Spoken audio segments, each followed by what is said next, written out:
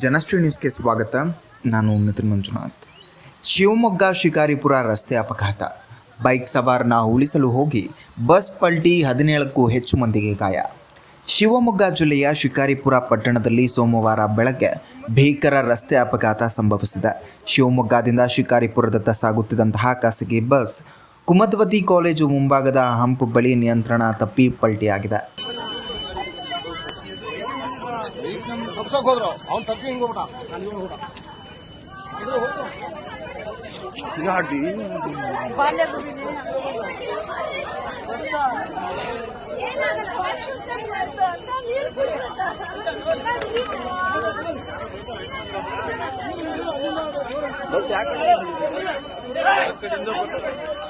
Kumudvati college Timlapura ದೊಡ್ಡ accident ಅನಾಹುತ.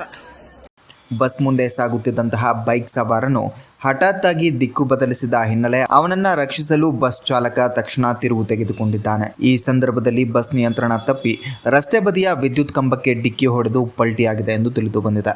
ಅಪಘಾತದಲ್ಲಿ ಬಸ್ನಲ್ಲಿದ್ದ 17ಕ್ಕೂ ಹೆಚ್ಚು ಮಂದಿ ಪ್ರಯಾಣಿಕರು ಗಾಯಗೊಂಡಿದ್ದು, ಅದೃಷ್ಟವಶಾತ್ ಯಾವುದೇ ಪ್ರಾಣಾಪಾಯ ಸಂಭವಿಸಿಲ್ಲ.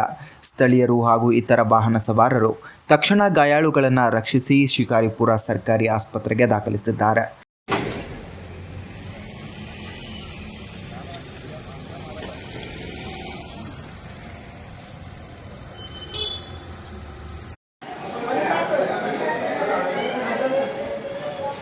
ನಾಗರಾಜಪ್ಪ ನಿಮ್ಮ ಹೆಸರು?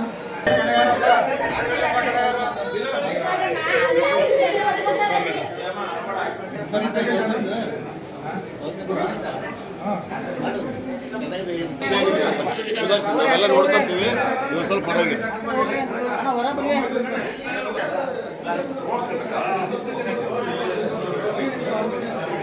ಈಗ ಫೈನಲ್ ಏನು ಗೊತ್ತಾ,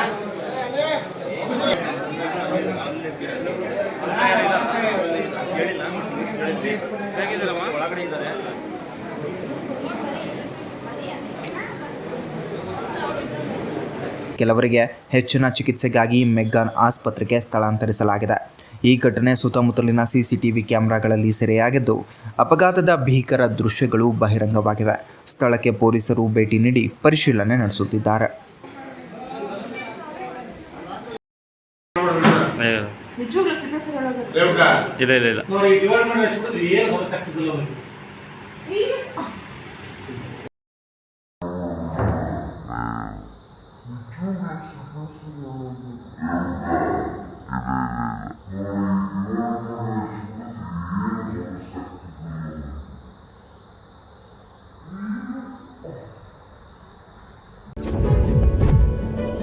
ಇದೇ ರೀತಿಯ ನಿರಂತರ ಅಪ್ಡೇಟ್ಗಳಿಗಾಗಿ ನೋಡ್ತಾ ಇರಿ ಜನಶ್ರೀ ನ್ಯೂಸ್.